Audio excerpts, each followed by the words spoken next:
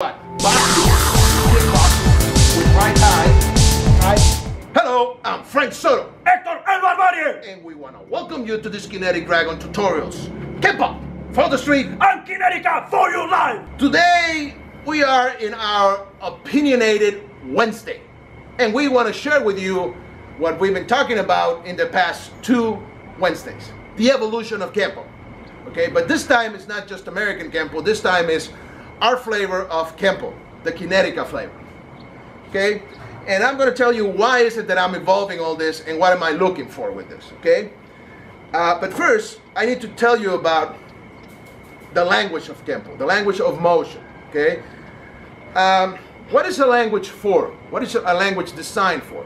A language is designed to make everybody equal and to have the same equalness or the same channels of communication. Okay, if we talk the same language with the same rules and the same words and so forth, we can communicate and share knowledge.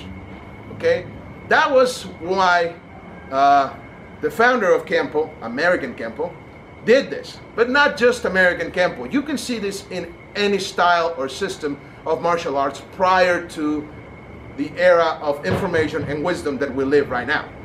Okay, the previous era, that's before the 90s, is the era or the industrial era. Okay, in the industrial era, industry was looking for, to make everything the same, ISO 9000 or ISO 9000, or making everything equal. It's like a line of production where you're producing the same type of cars, the same type of whatever. Okay, you go into the line and things add up and you come with the same product, and you want to have everything the same so everybody gains from this production, mass production. So Kenpo was designed for mass production. Okay, but this is not necessary anymore. A language of motion or a system based on a language is now obsolete. I don't make it obsolete. The era did. I didn't do it. Okay, the change of the era started with the fall of the Berlin Wall and the Iron Wall in Russia and all that marked an era. And in the 90s, the internet started, and the internet generated the information era. But now we are in the wisdom era. The wisdom era is people that understand information and they share their experience, their wisdom with everybody. That's what you see now in the internet. You see all this added value from the experiences of individuals sharing their wisdom. Okay? And this is what we're doing here. We're sharing our experience. Okay? That's why we say no gi, no belt, just skills and wisdom. And what I say about wisdom is a street wisdom. Okay?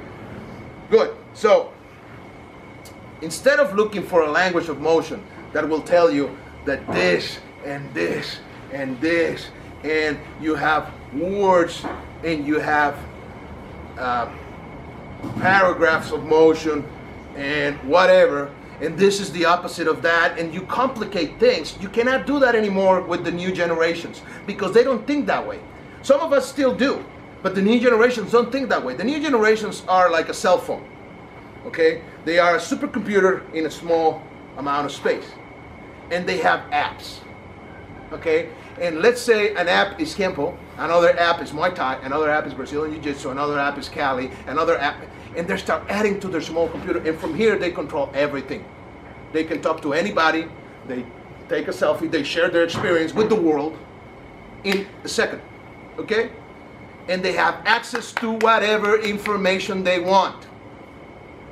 Yeah, it's that simple. So they don't have to go to a dojo anymore. And there's nothing we can do about this, but we can take advantage of this by creating new ways of teaching, new ways of conveying the art, new ways of sharing, and make it this art teachings people friendly for the new generations.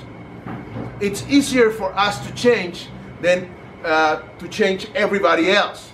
We cannot change the whole generation, but we can change ourselves, and we can change our teachings to adapt it to the new generations. So instead of trying to teach an opposite and a reverse, with a technique, with another technique, and another technique, and a foreign, and make it all complicated. We don't have to do that anymore. Now we can teach that the projective side and the retractive side, that's the opposite and the reverse. That's it. That's it. It's that simple. This is the opposite and the reverse of the other side of the body. Okay? So if you know that, you understand opposites and reverse. Now you just put it in fighting, and that's it. That's the Kinetica approach. The Kinetica approach, the understanding of motion, not the language of motion, the understanding of motion, it's like having a supercomputer that decodifies every system and every style by seeing the core, the motion, and taking it away from them and into your own cell phone, yourself. So you take these apps, you add it, and you become a better person. It's like mixed martial arts. That's what mixed martial arts did. Mixed martial arts are from the new era. That's why they're so effective. Because they don't take the time to teach you a language of motion. They just give you the skills, they add it to you, and they generate super athletes, okay? So, for example, they add what? Boxing, with kickboxing, with Muay Thai, right? And with grappling, okay? And they don't have to be black belts of Brazilian Jiu-Jitsu anymore. They don't have to be the better Muay Thai fighter. They just have to blend it all together so they become super athletes and super fighters. It's the same thing with the street martial arts. I'm going to continue talking about this in our next video, okay? Because there's a lot to talk about and a lot to teach. I am Frank Soto. Hector El Barbarie. These are the Kinetic Dragon tutorials. Kenpo for the street. And Kinetica for your life.